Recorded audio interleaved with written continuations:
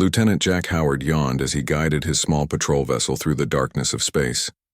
The edge of Neptune's orbit was quiet today, just like yesterday and the day before. 6 months into his year-long deep space patrol, Jack had settled into a comfortable routine of boredom. Neptune Control, this is Patrol Ship Echo 7, completing sector scan with nothing to report.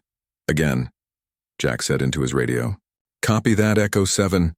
Continue standard patrol route, came the crackling response. Jack sighed and reached for his coffee. The United Earth Space Navy had expanded its patrol routes after several unexplained signals were detected in the outer solar system last year. The brass worried about everything these days. Probably just space rocks or instrument errors, Jack thought. A sudden alarm jolted him from his thoughts. The ship's sensors had detected something unusual. A small heat signature where there should be nothing. Jack checked his instruments twice to make sure it wasn't a malfunction. Neptune Control, I'm picking up an anomaly at coordinates 227584103, requesting permission to investigate. After a brief pause, Control responded, Permission granted, Echo 7. Maintain safe distance and report findings. Jack adjusted his course and approached carefully. As he got closer, his radar showed a small object tumbling slowly through space. It wasn't following any natural orbit. Neptune Control, I've got a visual on the anomaly. It appears to be... Wait. Jack leaned forward in disbelief. It's a ship. Definitely not one of ours.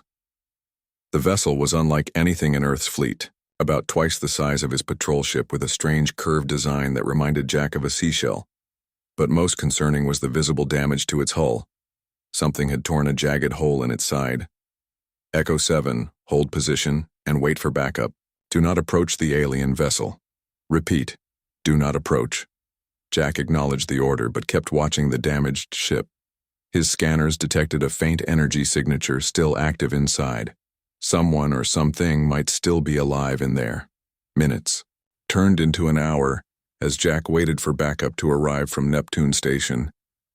He couldn't stop staring at the damaged alien ship, thinking about whoever might be trapped inside, slowly running out of air or power. Neptune Control, how long until backup arrives? At least 3 more hours, Echo 7. Jack frowned. 3 hours could mean the difference between life and death for anyone aboard that ship. He thought about the oath he took when joining the Space Navy, to protect and preserve life wherever it may be found. Control, I'm detecting weakening life signs from the vessel. Request permission to attempt rescue operation. Negative, Echo 7. Stand down and wait for the response team. Jack's hand hovered over the controls.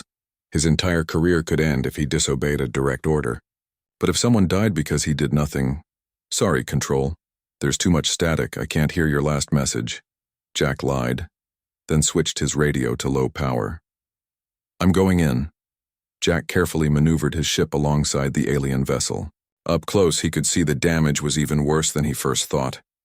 Whatever hit this ship had nearly torn it in two. Using his ship's magnetic clamps, he secured himself to the alien hull near what looked like an airlock. After putting on his spacesuit, Jack pushed off toward the damaged ship. The emergency toolkit at his belt contained universal cutting tools that should work on most metals. He found what appeared to be an entry panel and cut his way inside. The interior was dark, lit only by occasional flashes of emergency lighting. The air was thin but breathable according to his suit sensors. Jack switched to his helmet lights and began searching the strange corridors. Hello? Anyone here?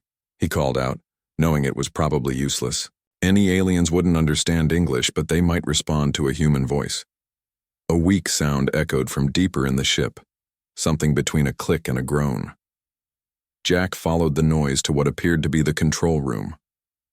There, slumped over a console, was a being unlike anything Jack had ever seen.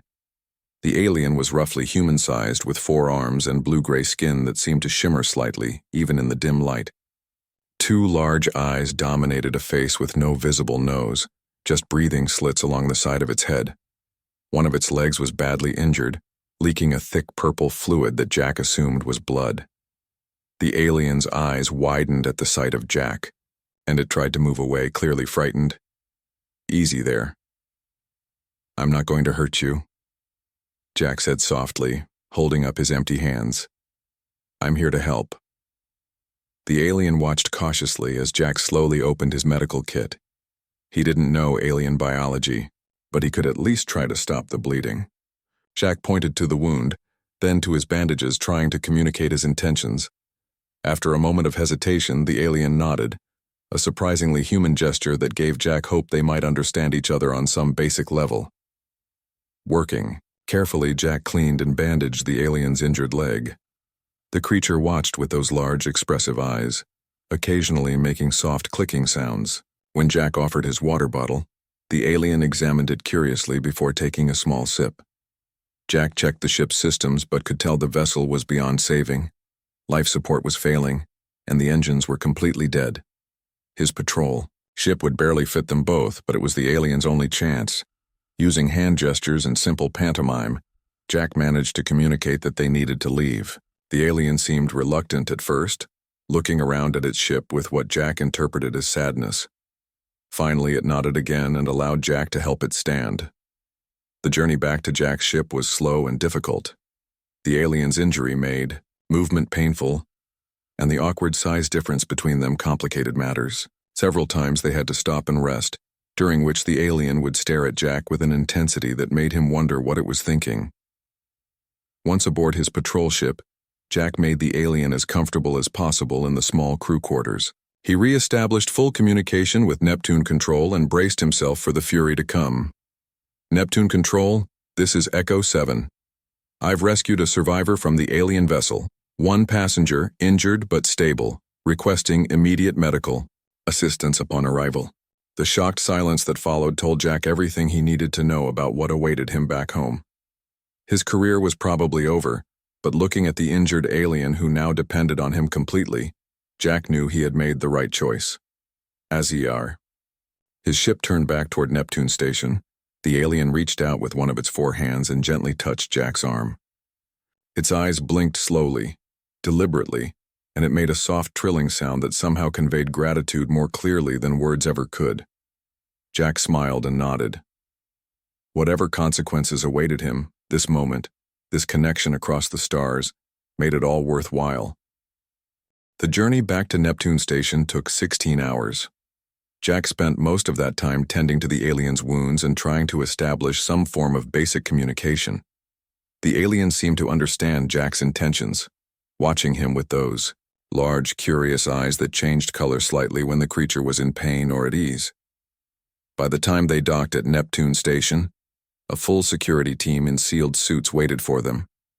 The moment the airlock opened, Jack found himself pushed aside as armed personnel rushed in. "Step back, Lieutenant Howard," ordered a stern-faced woman with captain's bars. "The creature is being moved to quarantine immediately." "He's injured," Jack protested. "He needs medical attention, not armed guards." "It will receive whatever care is necessary," the captain said coldly. "You, on the other hand, are confined to quarters pending a formal hearing. Disobeying direct orders during first contact is a serious offense." Jack watched helplessly as they took the alien away on a stretcher. The creature reached out one arm toward Jack, making those soft clicking sounds that had become familiar during their time together. Then the doors closed and Jack was escorted to his temporary quarters, essentially a glorified cell. 3 days passed before Jack's hearing. Admiral Klein, a gray-haired man with a reputation for strict adherence to protocol, presided over the small panel. Jack stood at attention, explaining his decision to rescue the alien rather than wait for backup. "With all due respect, sir, I took an oath to preserve life. That alien would have died if I had waited." "Your oath is to follow orders, Lieutenant," Admiral Klein snapped. "You put yourself, your ship, and potentially all of humanity at risk with your reckless behavior." A woman Jack hadn't met before spoke up. She had short brown hair and intelligent eyes that studied him carefully. "Did the alien attempt to communicate with you?" she asked. "Yes, ma'am. Not in words, but through gestures and sounds. It understood I was trying to help." The woman nodded thoughtfully. "I'm Dr. Laura Bennett, Xenobiology. I've been assigned to study our visitor. I'd like Lieutenant Howard to assist in my work." Admiral Klein frowned. Dr. Lieutenant Howard is facing serious charges. Perhaps, Laura replied, but he's also the only human who has established any rapport with the alien. We need him. After much debate, the panel agreed to suspend Jack's punishment. Instead, he would work with Dr. Bennett while remaining under close supervision. His naval career hung by a thread, but at least he could continue helping the alien he had rescued. The research facility was hidden beneath Neptune Station's main structure. Jack followed Laura through numerous security checkpoints until they reached a large observation room. Through the glass, he saw the alien resting on a specially designed bed. Medical equipment surrounded it, monitoring vital signs Jack couldn't begin to understand. "How is he?" Jack asked. Laura raised an eyebrow. "He?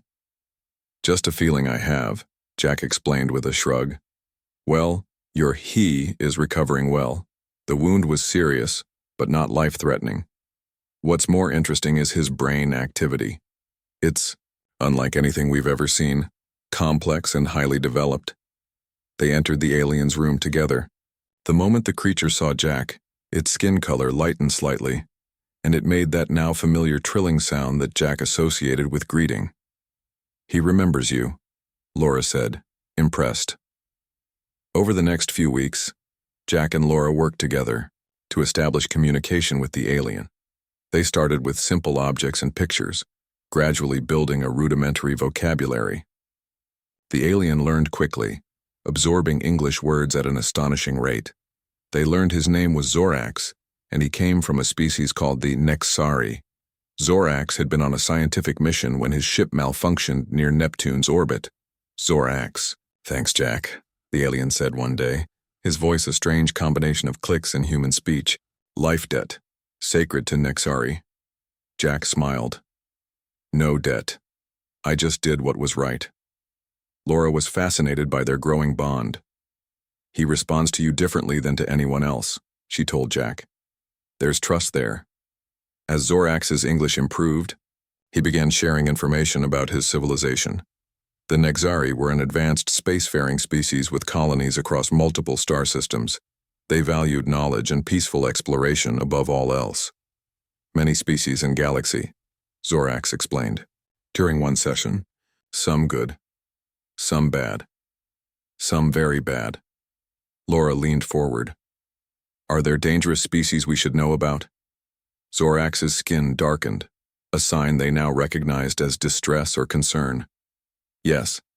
Vraken, hunters, take worlds, take people, Jack." And Laura exchanged worried glances. This was the first mention of a potentially hostile alien civilization. "Are the Vraken a threat to Earth?" Jack asked. "Not know Earth before. Now maybe yes."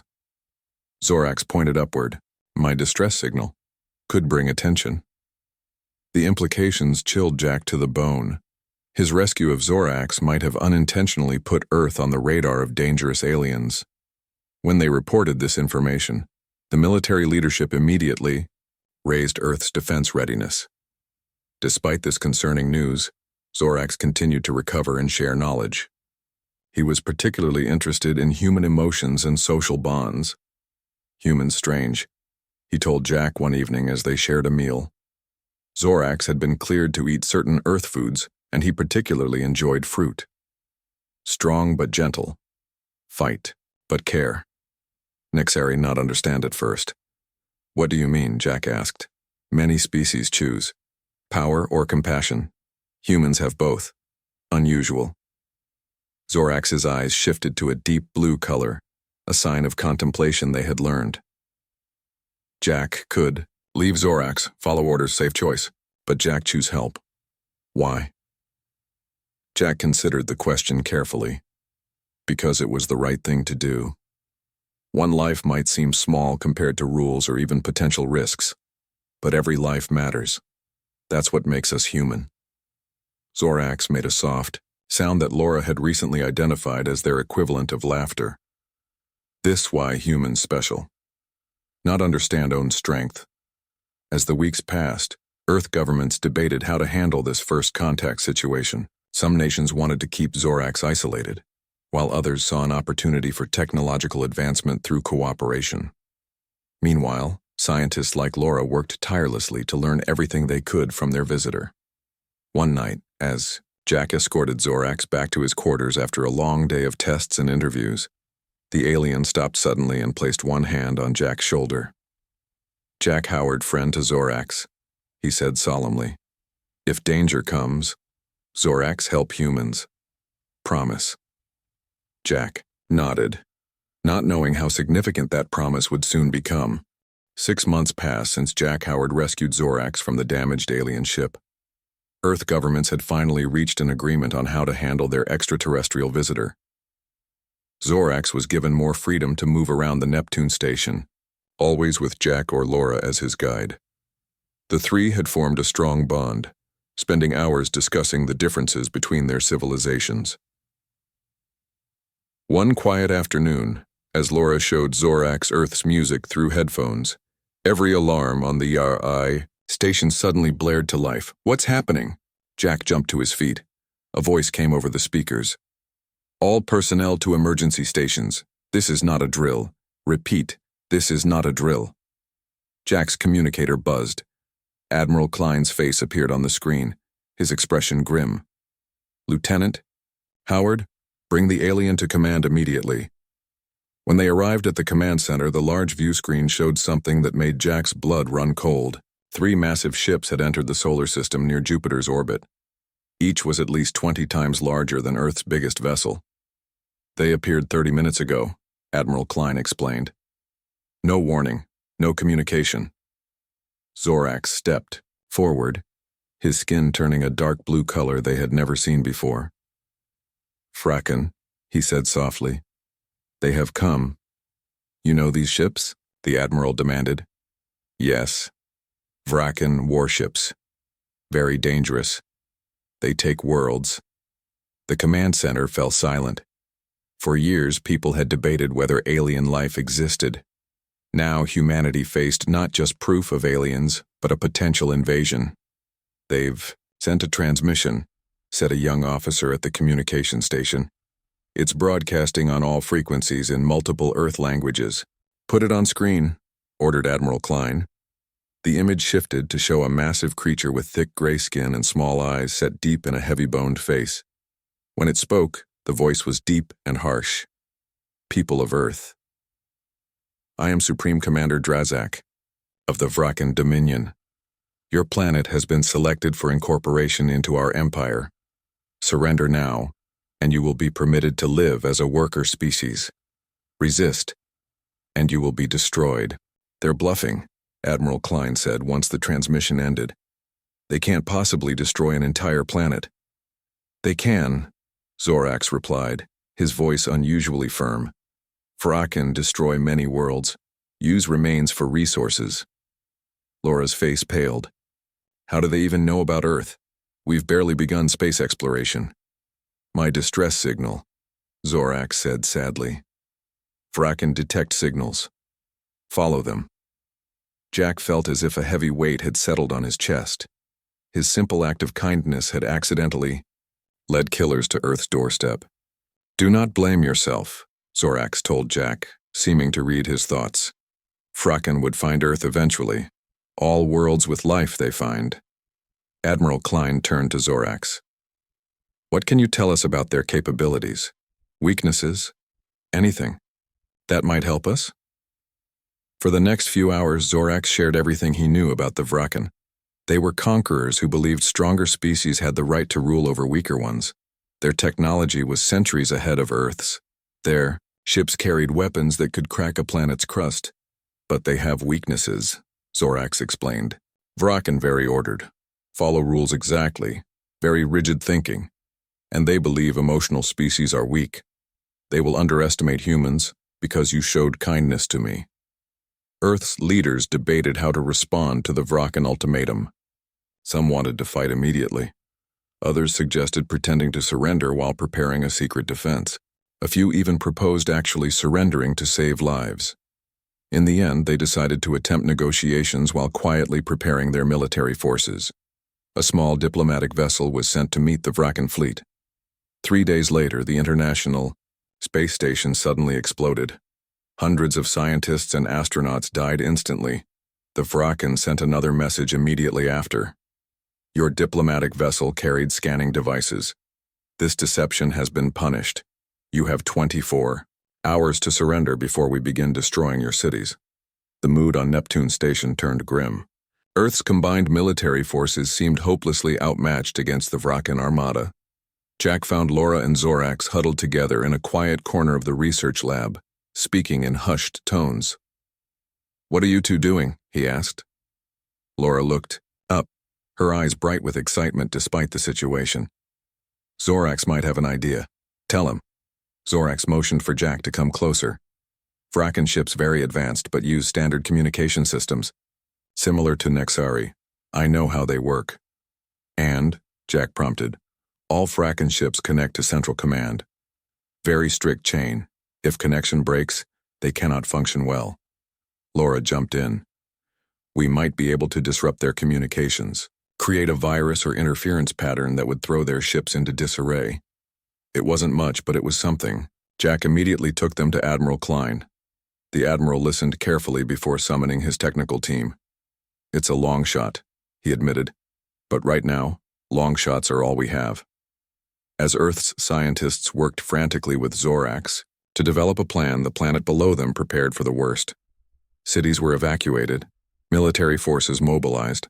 For the first time in history, all nations worked together against a common threat. 24 hours passed, and true to their word, the Vraken began their attack. Their first target was a small island in the Pacific. The entire island vanished, in a flash of light, leaving nothing but churning water. "Just a demonstration," came Commander Drazak's voice. "Your cities will be next unless you surrender immediately." In the chaos that followed, Jack found Zorax alone, staring out a viewport, at the distant Earth. "I never meant to bring this to your world," the alien said quietly. "You didn't," Jack replied. "The Vraken did this, not you." Zorax turned to face him. "Humans are strange. In your position, Vraken would sacrifice me to save themselves. You still treat me as friend."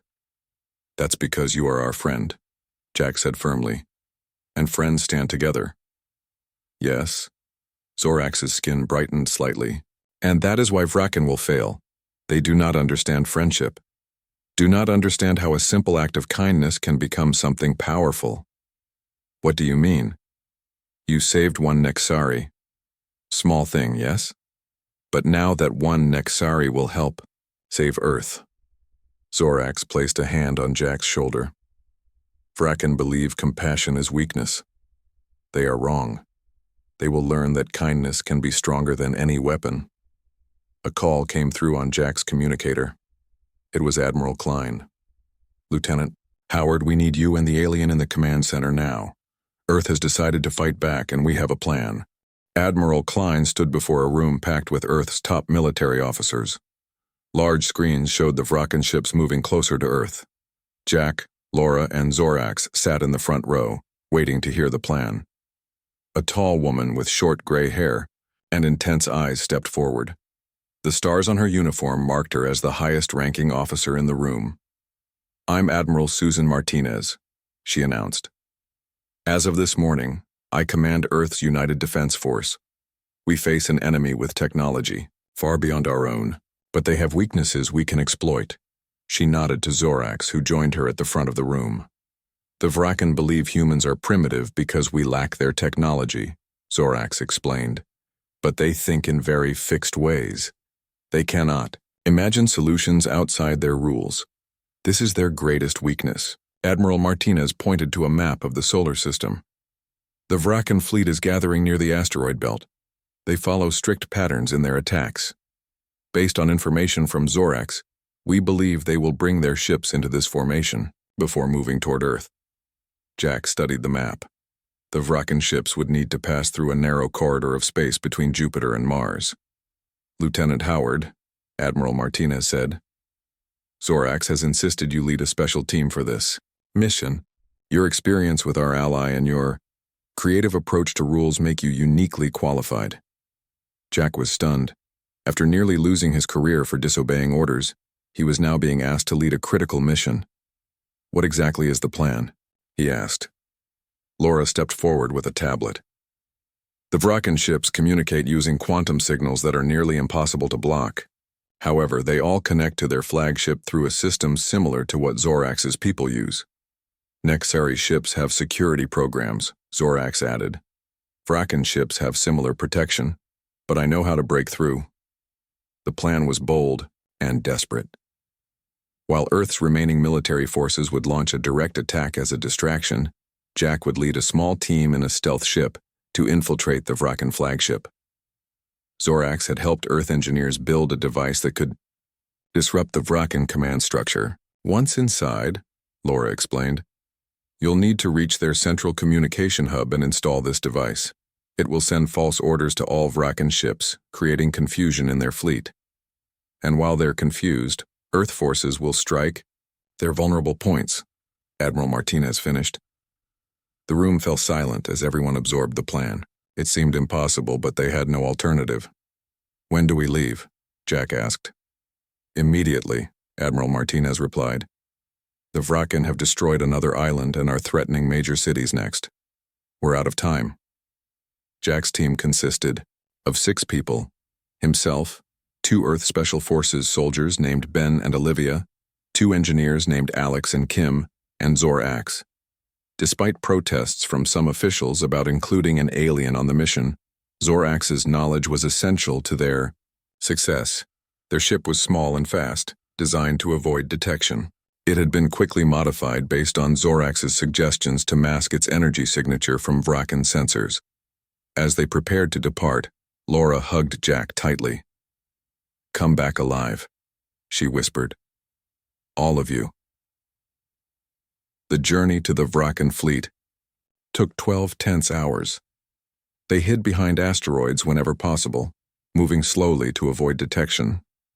Through the viewports, they could see Earth forces gathering at the edge of the asteroid belt, preparing for their distraction attack. "Vrakan pride themselves on technology," Zorax explained as they approached the massive flagship.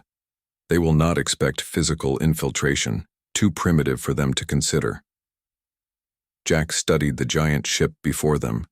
It was larger than any city on Earth, with strange glowing lines running across its dark hull.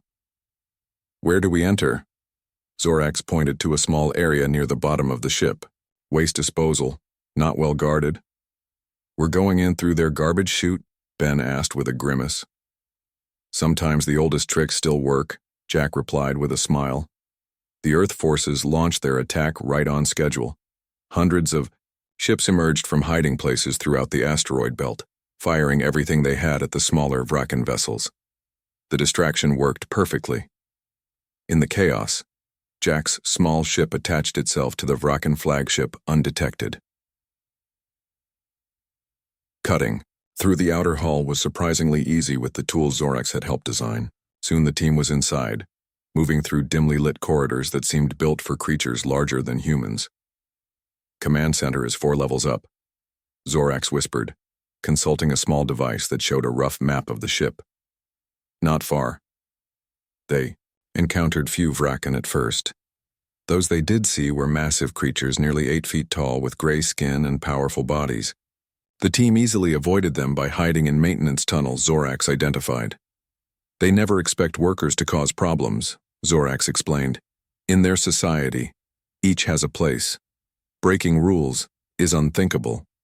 As they got closer to the command center, security increased. Guards stood at every junction, and moving undetected became increasingly difficult. "We need a diversion," Jack decided. He turned to the engineers. "Can you trigger a system failure in another section of the ship?" Kim nodded. "With Zorax's help, definitely." While Alex and Kim created a false emergency in the ship's lower levels, Jack led the others toward the command center. The diversion worked better than expected. Alarms blared throughout the ship, and most guards rushed away to investigate. Finally, they reached a massive door that Zorax identified as the entrance to the communication hub. "Once inside, we'll have minutes at most before they discover us," Jack warned. "Everyone ready?" The team nodded grimly. Olivia placed explosive charges on the door while Ben prepared to provide covering fire. "Remember," Jack said, looking at Each of them. The Vraken think humans are weak because we care for each other. Let's show them how wrong they are. The door blew open with a thunderous boom. Jack and his team rushed in, stunning the few Vraken technicians inside with weapons, developed from Zorax's knowledge. The room was filled with strange technology pulsing with light. There! Zorax pointed to a central column glowing with blue energy. The communication core. Place the device there. Jack rushed forward with the disruptor device. As he reached the column, a side door opened, and an enormous Vraken stepped through. Its armor was more elaborate than the others, and its eyes fixed on Jack with cold hatred. "Supreme Commander Drazak," Zorax gasped. The Vraken commander raised a weapon. "Primitive creatures," he growled in rough English. "Did you truly believe you could defeat the Vraken Dominion with such a simple trick?" Jack placed himself between Drazak and his team, the disruptor still clutched in his hand. "It's not about the trick," Jack replied calmly. "It's about what we're fighting for." Outside, the battle raged between Earth's forces and the Vraken fleet. Everything depended on what happened in the next few moments inside the flagship's command center. Supreme Commander Drazak towered over Jack, his massive gray form blocking the way to the communication core. Behind Jack, Ben and Olivia raised their weapons, but Jack motioned for them to wait. "Your species is truly puzzling," Drazak said, his voice like gravel. "You have no chance of victory, yet you fight. Why not accept your place as our workers?" "Because humans don't accept cages," Jack replied, "no matter how nicely you build them." Drazak's small eyes narrowed. "You brought a Nexari with you." He gestured toward Zorax, another weak species that values knowledge over strength. Zorax stepped forward to stand beside Jack. "Vraken mistake. Thinking compassion is weakness." "While we talk, your fleet is being destroyed," Drazak said smugly. "Your distraction failed. Did you really think we wouldn't notice your primitive ships?" Jack felt his heart sink. Had their entire plan been for nothing? Had Earth sent its forces to die in a futile attack? Suddenly, the ship shuddered violently. Emergency lights flashed across the command center as alarms blared. "What's happening?" Drazak barked into a communication device on his wrist. A panicked voice responded, "Commander, Earth forces have hidden nuclear devices throughout the asteroid field. They're detonating in sequence, creating a chain reaction that's tearing through our fleet." Jack couldn't help but smile. Earth had more tricks up its sleeve than even he had known. Drazak roared with anger and raised his weapon at Jack. "You will die for this deception." In that moment, several things happened at once. Olivia fired her weapon, hitting Drazak in the shoulder. Ben tackled Jack out of the way as a blast of energy scorched the wall behind them, and Zorax, moving with surprising speed, lunged forward to grapple with the much larger Vraken commander. "Now, Jack," Zorax shouted, struggling to hold Drazak back. "Install the device." Jack scrambled to his feet and dashed toward the communication core. More Vraken guards poured into the room, exchanging fire with Ben and Olivia. Alex and Kim returned from their diversion mission, joining the firefight. With shaking hands, Jack attached the disruptor device to the glowing column. He activated it according to Laura's instructions back on Earth. The device hummed to life, its lights pulsing in a pattern that matched the core. "It's working," Jack called out. Across the room, Zorax was losing his fight with Drazak. The massive Vraken commander slammed the smaller alien against a wall, raising a clawed hand to deliver a killing blow. Jack didn't hesitate. He sprinted across the room and threw himself at Drazak's back. The Vraken commander was stronger, but Jack had surprise on his side. They tumbled to the floor, giving Zorax time to escape. "Primitive fool," Drazak snarled, easily throwing Jack aside. "Your species will be extinct by day's end." Before Drazak could attack again, the ship lurched violently. The lights in the command center flickered and died, replaced by dim emergency lighting. "What have you done?" Drazak demanded, his voice filled with genuine fear for the first time. Zorax helped Jack to his feet. "The device isn't just disrupting communications," he explained with what Jack recognized as a smile. "It's sending new commands to your entire fleet." On the main view screen, they could see the Vraken fleet falling into chaos. Some ships were firing on each other. Others were retreating in random directions. A few had simply gone dark, their systems completely shut down. "Impossible," Drazak roared.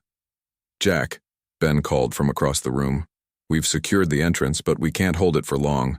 We need to go." Jack looked at the raging Vrakan commander, then at Zorax. "We're not leaving empty-handed," he said firmly. 20 minutes later, Jack's team was racing back to their ship, dragging a bound and furious Supreme Commander Drazak with them. The Vrakan flagship was in complete disarray, with crew members running in all directions, unsure what orders to follow. "This is madness," Drazak growled as they forced him into their small ship. "You cannot defeat the Vrakan Dominion.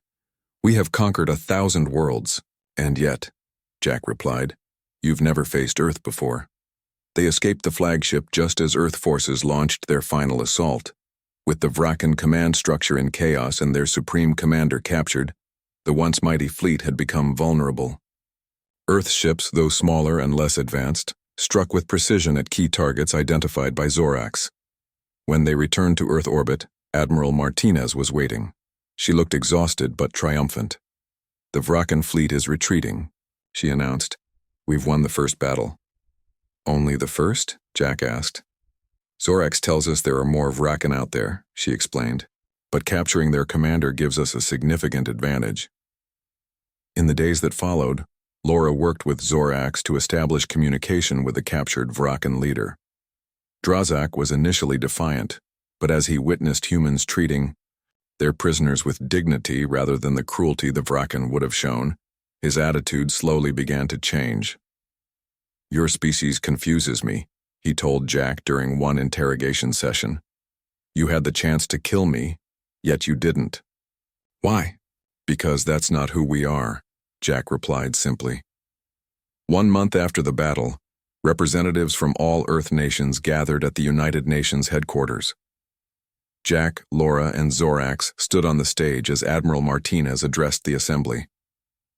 "Today we negotiate from a position of strength," she declared. "The Vrakan Dominion has agreed to recognize Earth as a sovereign, protected planet. They will withdraw completely from our solar system."